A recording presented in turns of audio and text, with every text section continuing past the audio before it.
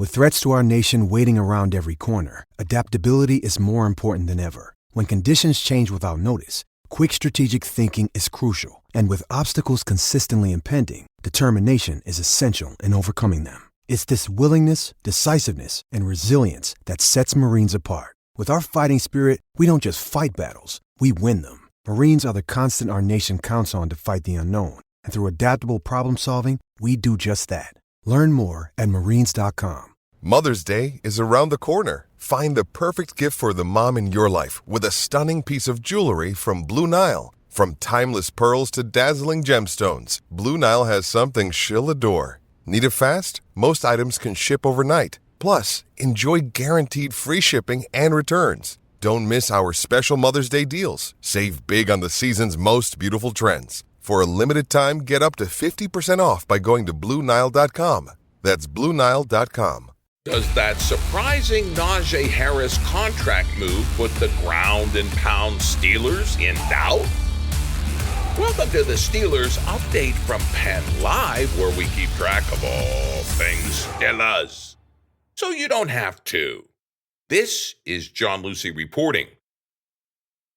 All signs pointed to a major upgrade in the Steelers' running game for 2024.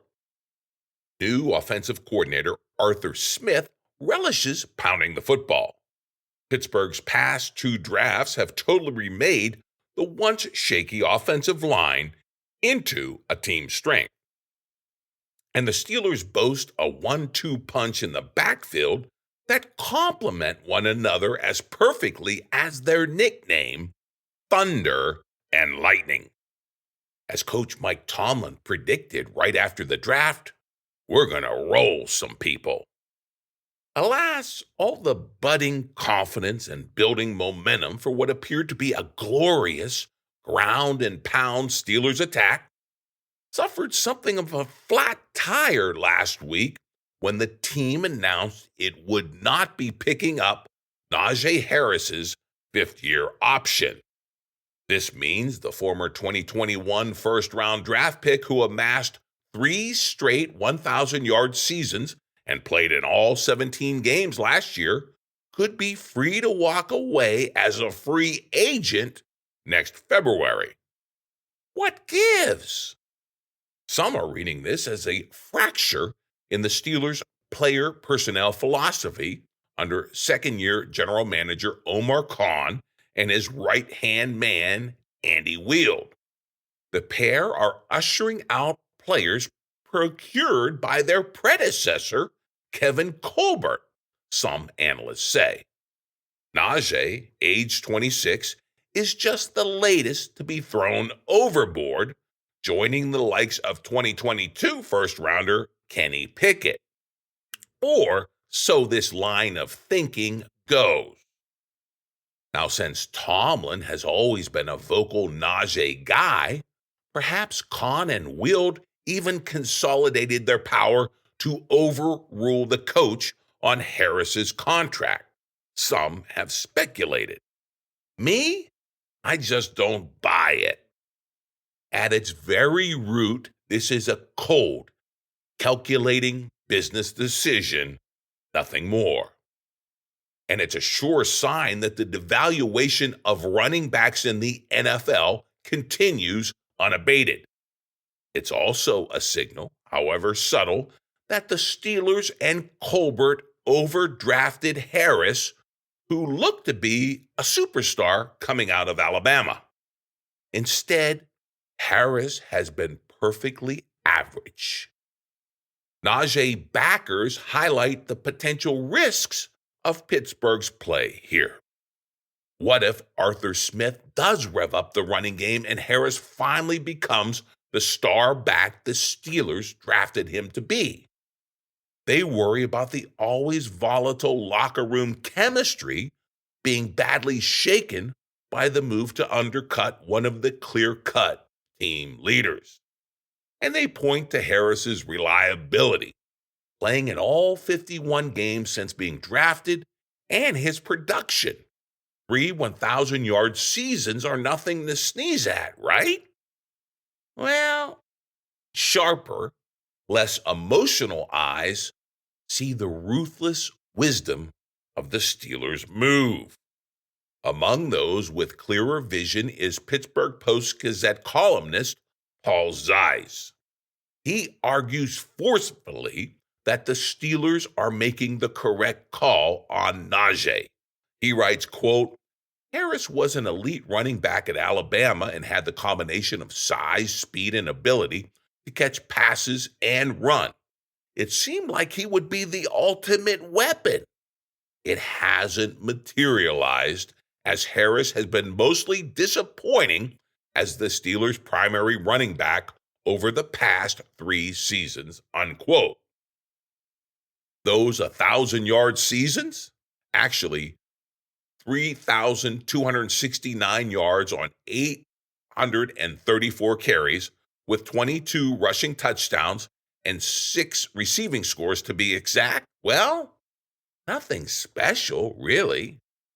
Zeiss argues the 1,000-yard threshold is a relic from bygone days when the league played just a dozen games, not 17. These days, putting up 1,500 yards is the bare minimum for a bona fide backfield star. Perhaps the biggest thing the Najee diehards are overlooking could be the other runner in the Steelers' backfield. Unlike Harris, who was taken near the top of the draft in 2021, Jaylen Warren came in the following year as an unheralded, unrestricted free agent. He opened eyes in his first training camp by exploiting any hole or crease he was given. His churning legs and low center of gravity maximized every gain. He never took a play off, and when he wasn't toting the rock or catching a pass, he was blocking downfield with vengeance and aggression. He became a fan favorite, eking out more playing time and more production in each successive season. Last year, Warren carried the football 144 times for 784 yards and 4 scores. True, Warren still hasn't established himself as an every down running back, but he has looked to be the more explosive splash playmaker, and we've yet to see him in Arthur Smith's system, which could funnel Warren the football in multiple ways. Moreover, the Steelers have him for a song, a bargain, and they retain control through 2025. The bottom line for Zeiss and presumably the Steelers, Najee Harris just isn't elite. He hasn't earned the nearly $7 million guaranteed that it would have cost the Steelers to retain his very replaceable services through 2025. In a league where running backs have become commodities, Harris is expendable. Now, should he become the true superstar in Smith's system this season, the Steelers have an answer for that too. It's called the franchise tag. The team could apply it to Harris next February while trying to work out a multi-year deal. Until then, the Steelers are content to wait and see if Najee can become more than his very average per carry average of just 3.9 yards. If not, he'll be replaced, and quite easily at that. Hey, we have much more on all the post-draft fallout in Pittsburgh as the 2024 Steelers truly take shape. This includes the latest on filling some still considerable roster holes that remain. It's all in a pre-minicamp edition of your Steelers Update podcast. And be sure to check out my full print column first thing Thursday on PennLive. It will be packed with plenty of memes, bringing the latest, greatest Steelers debate to life and to laughs. Right now, let's get right to it. The Najee Harris move is creating quite a stir in Steelers Nation. General Manager Omar Khan hailed as a hero in the 412 area code following his A-plus draft, now seems to be on somewhat shaky ground should his decision on Harris's fifth-year contract option cause a flat tire in that all-important Steelers running game. In short, Steelers Nation is not above second-guessing Khan and company when it comes to the Najee question, as well as the lack of action in filling the wide receiver 2 position on this 2024 team. And then there's the matter of what Khan should do with tackle Dan Moore now that he could be expendable and tradable in the wake of the O-line heavy draft class that we just hauled in and got high marks for. Now, case in point of this growing doubts, clouded by these hot button topics, is some select passages from a recently posted reader mailbag column on The Athletic. I've called the highlights of some of the most nervous Steelers fans and what The Athletic's Mark Kaboly had to say to ease their concerns. First up, we have Derek S. He asks this, quote, "How do you think Harris will react to having his option decline? Is there a chance he'll sign an extension, or is this the end of the road?" Kaboly says, quote, "It's hard to say how he will react. I can see him taking it in stride, or I can see him making noise over it. You never know with him. I'm sure he feels disrespected, but it won't benefit him if he dwells on it. As for the extension, that's not going to happen. It's difficult to come up with a legitimate scenario in which he comes back next year. If he puts up another good year, he'll test free agency and get paid a decent salary. If he doesn't produce this year, why would you want him back? That's what you have to consider when you decide not to pick up the fifth-year option," unquote. Jimmy H. asks, what's the odds on trading Moore before the start of the season? Kaboly says, quote, "Slim." Well, I'll put it this way. Spencer Anderson would have to have a spectacular preseason, and the number 1 draft pick, Fontenot, would have to win the starting job on the line, probably at right or left tackle. Even then, I wouldn't do it. You have depth with Dan Moore, and you want to give him away for a day 3 pick? No, thanks, unquote. As for which wide receiver the Steelers would most likely trade for, well, Kaboly, as he often does, gets right to the point in answering Ricky G. He says, quote, "It won't be Terry McLaurin or anybody else associated with the San Francisco 49ers. It might be somebody nobody is talking about," unquote. In other words, the Steelers are looking at door number 3 when it comes to that wide receiver 2 position. We shall see. Now, Mark Kaboly, who is the lead beat writer for the Steelers for The Athletic, does give us a little more insight into this very intriguing Steelers hunt for another pass-catching threat to pair with third-year budding superstar George Pickens. Now, the way the big guy sees it, the Steelers and Khan are slow playing their hand, attempting to maximize the value that they ultimately land in Pittsburgh. Here's a little more from Kaboly and The Athletic on that intriguing wide receiver 2 situation in the Burgh. Kaboly says, quote, "Unless the right price is attached to the player that they are looking for, it's not going to happen." Kaboly says this right from the start of his article. And then he goes on to add, quote, "They have enough money to do whatever they want, but they have to be cognizant that James Daniels and Pat Freiermuth are up for extensions and are entering the final year of their contracts. There's also the question of bigger deals for Russell Wilson and or Justin Fields, whom they'll pay a combined $4.4 million this year. That situation is right on the heels of those upcoming contracts. And then you have George Pickens and TJ Watt up for extensions next year, unquote. In other words, it's not just about the wide receiver 2 position.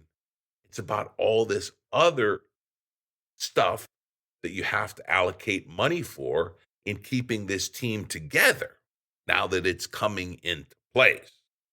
So that's the backdrop. But the need in the receivers room is real. Colbert describes it this way, quote, Pickens is a star in the making, but his impact will be limited somewhat if he doesn't have a capable receiver opposite him. Third-round pick Roman Wilson could make an immediate impact, but there's only so much he'll be able to do from the slot. The number 2 receiver behind Pickens is Van Jefferson. He has 113 career receptions and 24 or fewer in 3 of his 4 seasons in the NFL. The player with the most upside is Calvin Austin III, who has 17 catches in 17 career games.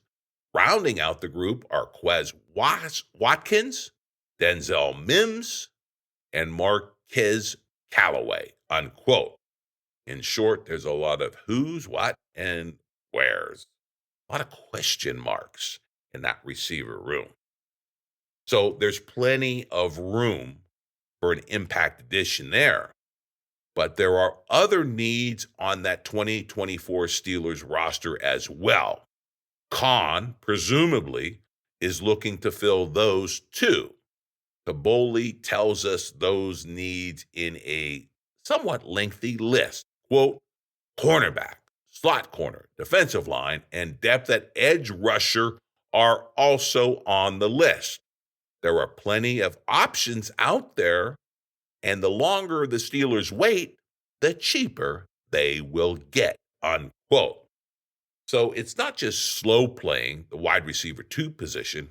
It's really slow playing the completion of this roster and waiting out the market for some of these players at that list of positions that we just gave you. It's a waiting game. And we know one thing from the draft where the Steelers did not trade up, despite coveting players that were dangling right there. They patient. Steelers are patient. The bottom line from Colbert, quote, at this point of the offseason, the Steelers are looking for value, even if the need, like for an experienced wide receiver, and for that matter, some of those other positions we just mentioned, even if those needs are significant, unquote. Now, unfortunately for the passionate fans in Pittsburgh, they just aren't that patient. But as they say, good things come to Steelers fans who wait. But you don't have to wait. Get the Steelers Update podcast fresh and steaming with hot takes every Wednesday afternoon, fresh and hot off of my microphone. Just sign up wherever you get your favorite audio and podcasts, and you'll get it automatically. And of course, log on PennLive.com anytime for your real-time Steelers news. See you next week.